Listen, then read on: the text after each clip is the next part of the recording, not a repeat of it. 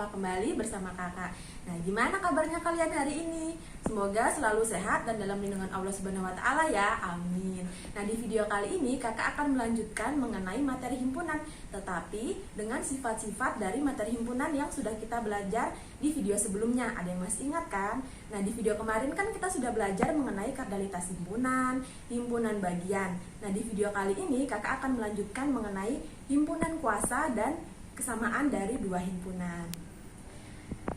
Tapi sebelum kita belajar, kita harus tahu dulu nih seperti kemarin. Kompetisi dasar, indikator pencapaian kompetensi, dan tujuan pembelajarannya. Jadi disimak ya.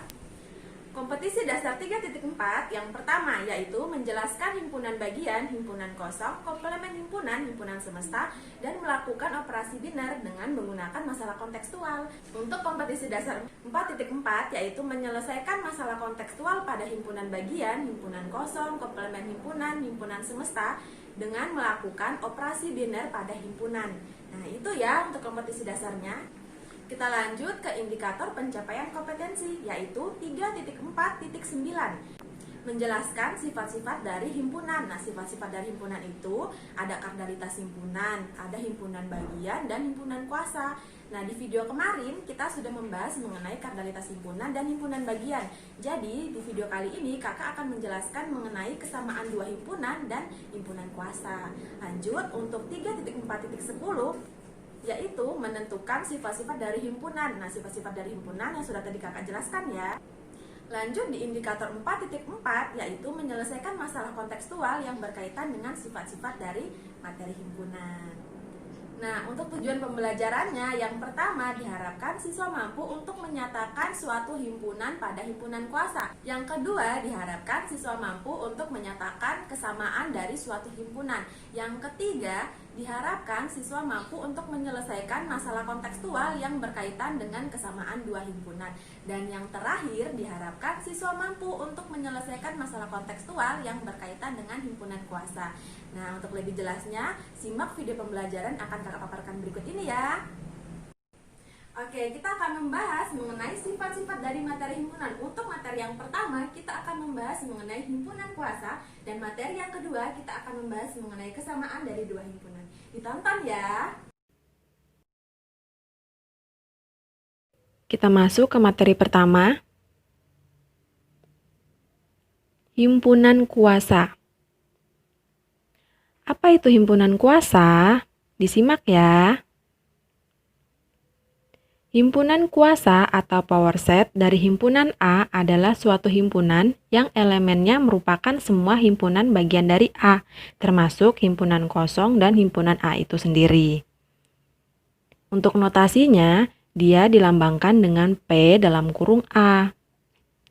Diketahui N dalam kurung A-nya sama dengan K. Sehingga notasi banyaknya anggota himpunan kuasa adalah N dalam kurung P dalam kurung A sama dengan 2 pangkat K. Nah, 2 pangkat K ini nanti K-nya bisa adik-adik rubah sendiri sesuai dengan banyaknya anggota yang ditanyakan dalam himpunan di soal itu. Kita lanjut. Agar adik-adik lebih memahami mengenai himpunan kuasa, di sini kakak akan berikan contoh, disimak ya. Jika A sama dengan dalam kurung kurawalnya E, K, A, maka himpunan-himpunan bagian dari A adalah sebagai berikut. Yang pertama, himpunan bagian yang tidak punya anggota itu merupakan himpunan kosong. Kita sudah belajar himpunan kosong kan di materi sebelumnya. Nah, lambang dari himpunan kosong itu adalah seperti ini ya. Atau seperti ini. Kita lanjut. Himpunan bagian yang mempunyai satu anggota, yaitu E, K, A. Jadi ditulis satu-satu dalam kurung kurawalnya.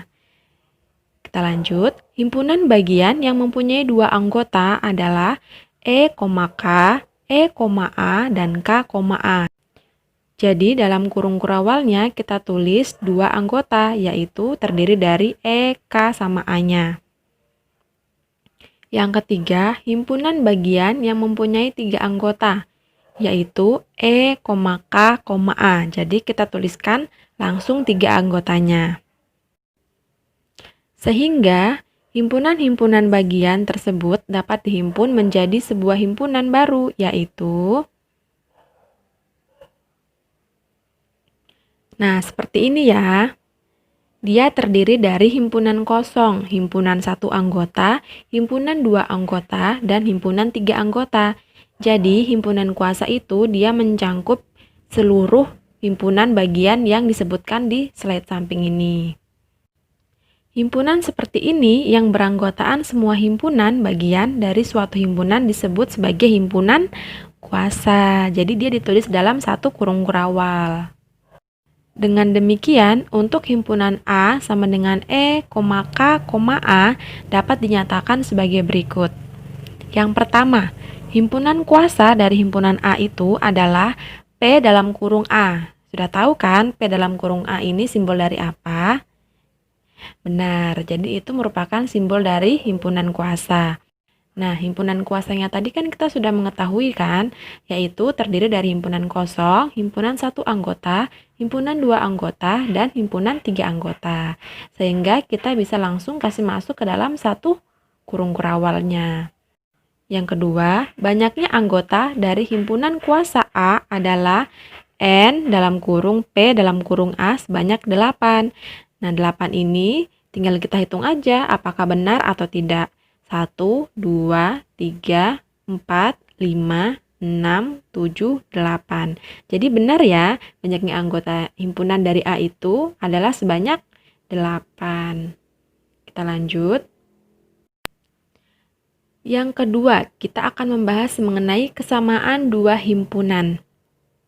Apa itu kesamaan dari dua himpunan?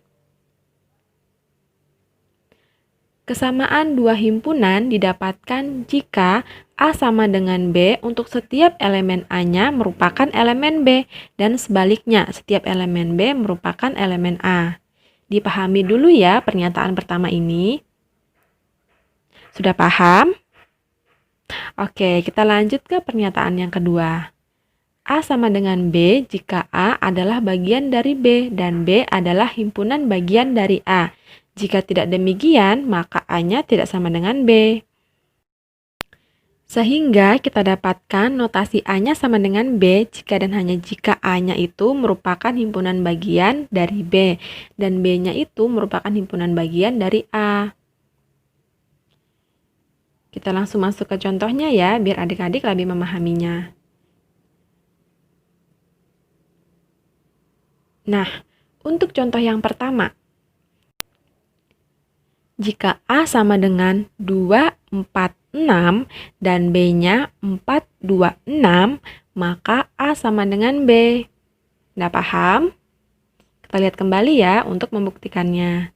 Nah, ini A sama dengan B jika dan hanya jika setiap elemen A merupakan elemen B dan sebaliknya setiap elemen B merupakan elemen A. Berarti ini benar ya. Karena elemen A-nya kan terdiri dari 2, 4, 6 dan elemen B-nya terdiri dari 4, 2, 6. Sehingga elemen A ini merupakan himpunan dari elemen B dan elemen B ini merupakan himpunan dari elemen A sehingga didapatkan A-nya sama dengan B. Sudah paham ya? Kita lanjut yang kedua. Jika A sama dengan 2, 4, 6 dan B-nya 2, 6, maka A-nya tidak sama dengan B. Kita cross check kembali. A sama dengan B jika A-nya adalah bagian dari B dan B-nya adalah himpunan bagian dari A. Jika tidak demikian, maka A-nya tidak sama dengan B. A sama dengan 2, 4, 6 dan B-nya 2, 6. Kalau kita perhatikan, A ini bukan merupakan himpunan bagian dari B. Karena di himpunan B ini tidak terdapat angka 4 yang merupakan anggota dari himpunan A. Akan tetapi, himpunan B ini merupakan himpunan bagian dari A.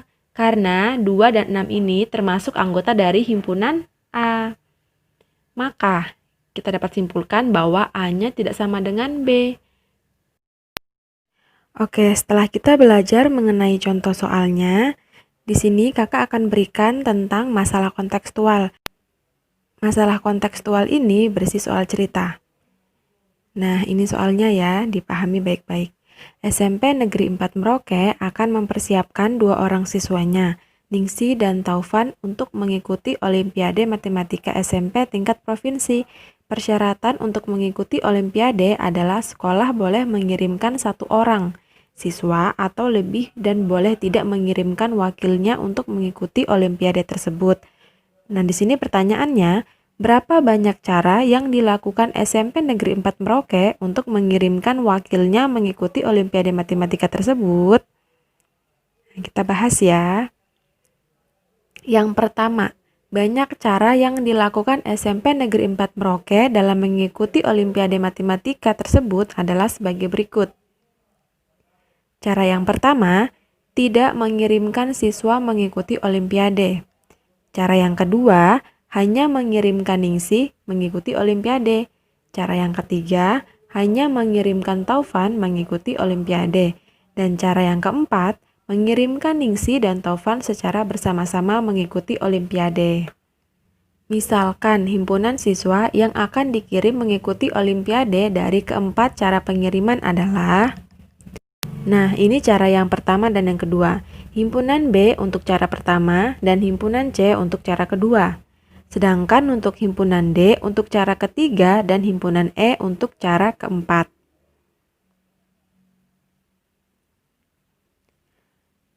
Nah, yang untuk cara pertamanya itu, himpunan B-nya sama dengan himpunan kosong. Mari kita lihat kembali. Nah, ini. Cara yang pertama, tidak mengirimkan siswa mengikuti Olimpiade, berarti himpunannya merupakan himpunan kosong. Terus yang cara kedua, himpunan C adalah Ningsi. Nah, ini ya, cara kedua itu hanya mengirimkan Ningsi mengikuti Olimpiade, berarti anggotanya hanya 1, yaitu Ningsi saja. Lanjut. Cara ketiga, himpunan D sama dengan Taufan. Kita lihat. Cara ketiga, hanya mengirimkan Taufan mengikuti Olimpiade, berarti anggotanya hanya 1, yaitu Taufan. Dan terakhir, untuk cara keempat, himpunan E sama dengan Ningsi dan Taufan. Nih, cara keempat, mengirimkan Ningsi dan Taufan secara bersama-sama mengikuti Olimpiade. Berarti anggotanya ada sebanyak 2. Ya, benar ya. Jadi, anggotanya ada 2, yaitu Ningsi dan Taufan.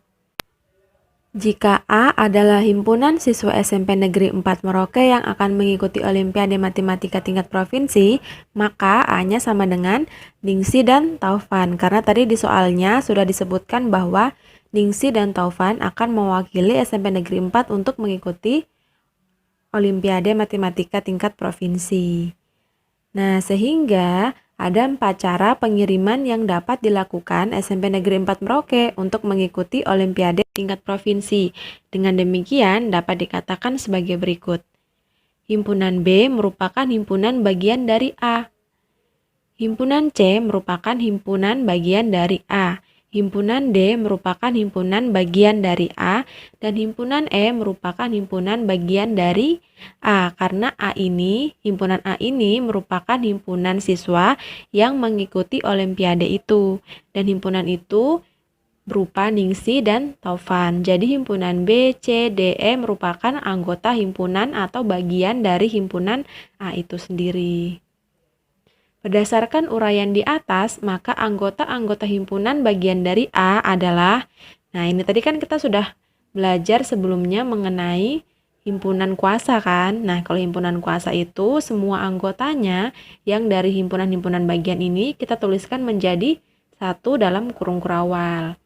Jadi, untuk himpunan kuasanya ini terdiri dari himpunan kosong atau tidak mengirimkan siswa satupun untuk mengikuti Olimpiade. Nah, ini yang cara pertama hanya mengirimkan Ningsi, cara kedua hanya mengirimkan Taufan, dan cara ketiga mengirimkan Taufan dan Ningsi. Jadi, himpunan bagian dari A-nya itu terdiri dari himpunan kosong, himpunan yang memiliki 1 anggota, dan himpunan yang memiliki 2 anggota. Nah, gimana video pembelajarannya tadi? Sudah disimak kan? Kakak mau tanya nih, apakah materinya lebih mudah dari pembelajaran kemarin? Atau adik-adik ada yang masih mengalami kesulitan? Kalau masih ada, nanti dibelajar-belajar kembali ya. Sekian video dari kakak, semoga bisa bermanfaat untuk kita semua. Wassalamualaikum warahmatullahi wabarakatuh.